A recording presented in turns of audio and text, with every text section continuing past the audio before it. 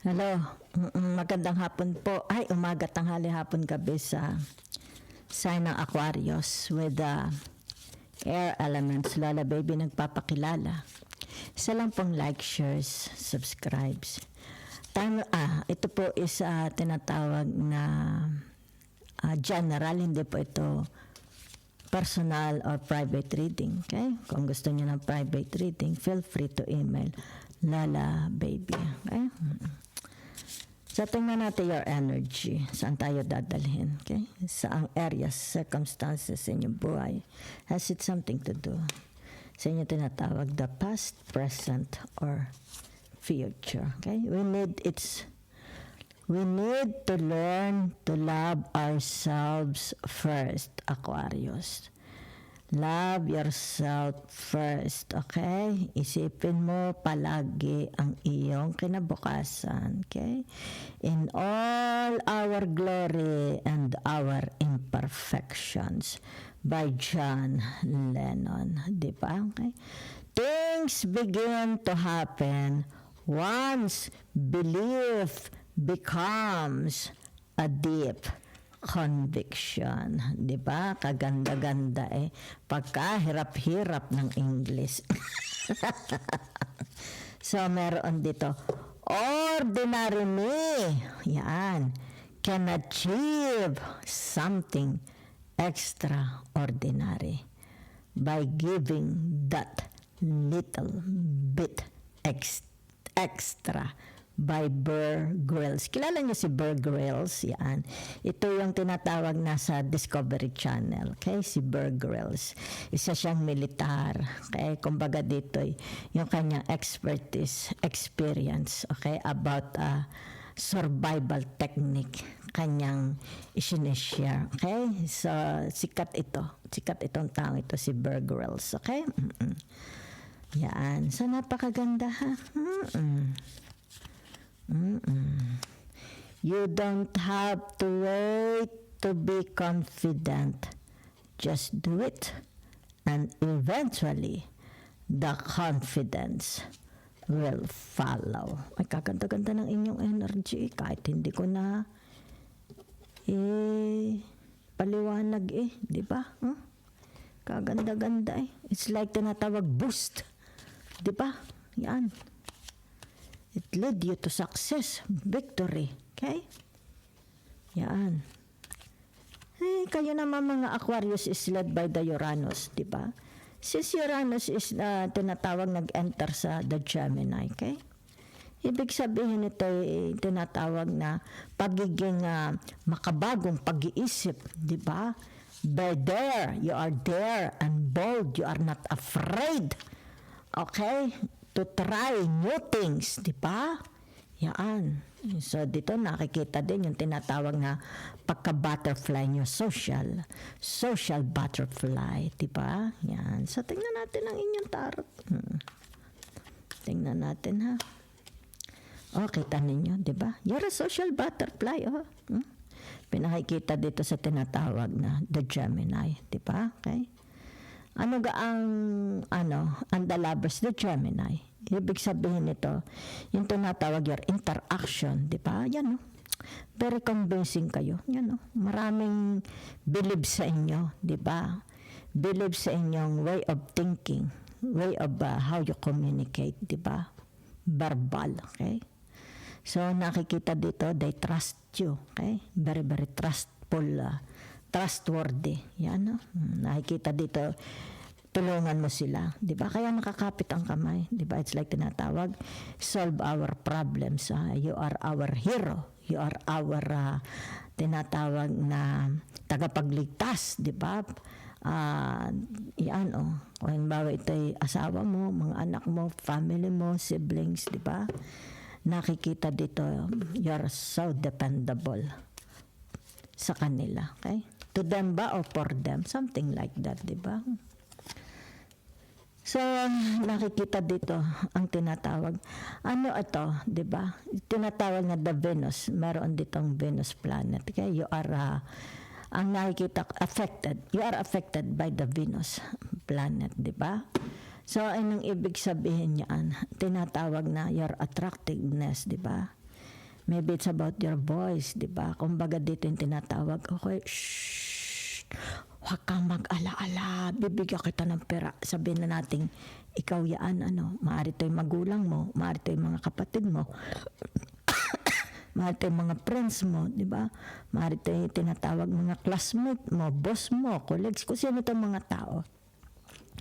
So dito nakikita, yung tinatawag, you have a very, very beautiful heart. It's about your beautiful intentions. Kaya nga dito, it's like tinatawag, oh, Aquarius, you are heaven sent to us. Diba? You are heaven sent to us. How they describe you. Paano ka nila describe? I will tell you. Talagang puring-puri ka nila. Okay? Asawa mo man ito, anak mo man ito, kaibigan. Sino itong taong nakakakilala sa inyo? Kahit hindi mo sila kilala. Once na nakausap ka nila, it's just like, hello, what's your name? Oy, maganda ang aura, maganda ang vibration ko sa iyo, Aquarius, di ba? So, it's like tinatawag na you are the sugo, di ba? It's like you are the servant of the Lord, the servant of church, di ba? Kumbaga dito yung tinatawag. Kasi nakita mo naman. Merong sign of the cross sa kamay, di ba? It's like tinatawag, ito ang iyong tadhana. I don't know, Aquarius, kasi nakita mo. It's like, nakatadhana ka, okay? Para sa isang, sabihin natin a role to play, di ba? Maybe there is a calling. You are called by God to do this. Diba? Yan, itinadhana ka. Diba? It's like, sisilang ka sa mundo, Aquarius, para gawin mo ito. Gampanan mo ito. Diba? It's like you represent God. You represent the universe. Okay? You represent, tinatawag na, di ba kaya dito mayroong star? Di ba yan, You represent, tinatawag na, yan, di ba? Kita mo. Sino ga itong star na ito? Ay, di si Aquarius, di ba? It's like tinatawag, you are guided by the planets, you are guided by the stars, okay? What you are manifesting, what you are attracting, will be given to you. It's like, ikaw yung tinatawag na the chosen one, You're the chosen one. Ay, napakabait na lintik na Aquarius. Ay, napalintik na ako. Ay, sorry. Napakabait na Aquarius na ito. It's like you are the pride of your parents, you are the pride of them. Diba? Kumbaga dito undescribable ang tinatawag, okay, na Aquarius. So, yan na Aquarius. It's about your missions. It's about your calling, diba?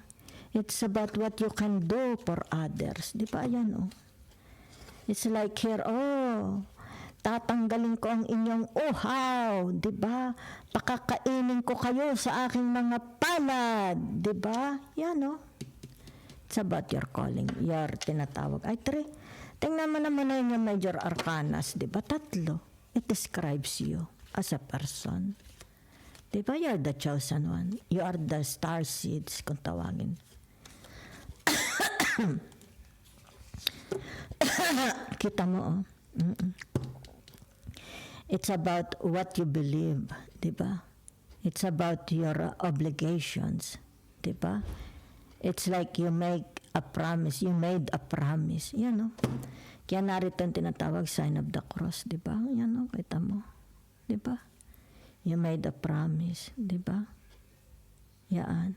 Ay, mabagsik ang inyong tinatawag na calling. Yan. Meron dito ang tinatawag mga Aquarius. Mabagsik ang calling ng mga ito. Maybe you're a missionary, a priest, di ba? Or tinatawag na obedient son to your parents. Or yung tinatawag na loyalty sa iyong asawa. Loyalty sa iyong mga kapatid, di ba? Mga friends. Yan, It's about your prayers, your communication to God. Okay? It's about what you can do. Diba? Mabagsik ang nito. Teka, narito ang tinatawag na the 8 The Eight of Swords, di ba? So, ibig sabihin nito, you're an independent person, di ba? Okay? Yan. It's like you're the thinker. You're the think tank, di ba? Think tank. Yan. Yan. That describe here, di ba? It's like sabihin na natin sa trabaho, di ba? Ikaw yung tinatawag na dependable. Sa iyo nakadede, nakasuso, di ba? Tinatawag sa iyo sa iyo sila nakadepende. Yan, no? Di ba? They listen to you. Trabaho man ito, friendship man ito, asawa, mga anak, parents, di ba? They listen to you. They look up to you. Yan din i-describe dito. How they look up to you, di ba? Yan, no? Kita mo. So, ibig sabihin nito, na i-influensyahan ng energy mo itong mga taong ito, di ba? Okay? Yan, no? Kaya dito kita mo. Ayan, na-i-influensyahan. Paano mo sila na-i-influensyahan? Malakas ang impact, okay? Malakas ang influensyang nagagawa mo, okay? Sa mga taong ito. Okay. So, titingnan natin, ha? So, it's about your strength, di ba? It's like dito, hawak mo ang emosyon mo, di ba? Halimbawa, sabihin na natin, very well disciplined ka, di ba? It's about your strength. Direct to the point, di ba? Yan. How you control your emotions, di ba? Yan, kita mo naman, di ba? Okay? It's about your strength, di ba? It's like siguro madali kang maawa. Yan, no? Kita mo. Madali kang magbigay. Madali kang pakiusapan. Madali kang tinatawag na yan, oh. Kita mo, di ba? It's like tinatawag dito na para kang ama, ina, kapatid, di ba? Hindi sila nahiya sa iyo. Yan, no? They are not shy. Hindi sila nangingimi. Yan, nakita mo dito. Hindi sila nangingimi lumapit sa iyo. Di ba? Okay? Yan. Kaya nga kita mo dito, you are look up. They look up to you. Di ba? Sa tinatawag na the Eight of Swords. Yan. Kita mo naman, kahit mga hari, kahit mga presidente, how they look at you. Di ba? Big sabihin nito yung kanilang paghanga, okay? So it's like you have a call. This is your calling, di ba? To help, okay? It's like tinatawag to help the people in needs, di ba? Kasama ito sa trabaho, pamilya man ito, mga biyanan mo, manugang mo, balae mo, di ba? Mga kapatid mo, relatives mo, pinsan mo, kung sino man itong mga taong ito. Yan, oh. They love you and they are praying for you. They're always praying for you. Sana magtagal ang buhay mo. Yan, oh. They love you so much. Narito ang tinatawag na the Three of Swords. Diba? Yan, oh. Ibig sabihin nito, sa iyo, itong Three of Swords na ito, sa tinatawag the Eight of Swords, sa iyo sila nagtatapat ng kalungkutan. Sa iyo sila nagtatapat ng kanilang misery, sufferings, di ba? Yan, kita mo itong mga taong ito, di ba? Sa iyo, lapat ang mga ito, di ba? Yan, no? Aquarius, okay? Maybe you have a mission. What is your mission? Because narito ang tinatawag na the Hierophant, okay? Oo, the Hierophant yan, ha? Lapat, oh. It's like tinatawag, pinupunuan mo ang kalungkutan, inaalis mo ang kalungkutan sa kanilang mga puso, di ba? There is growth. Kaya ito Three of Swords, di ba? It's only an energy. Growth, yan, oh. Ano meron dyan, di ba? Trusting, di ba? Confidential, di ba? Confidential. Secrets, di ba? Miseries. Affection, love, nurturing, healing, forgiveness, di ba? Sa tinatawag na the 8 of swords down to 3 of swords, di ba? Ano yan tinatawag? The 6 of wands, di ba? Ikaw, yan o.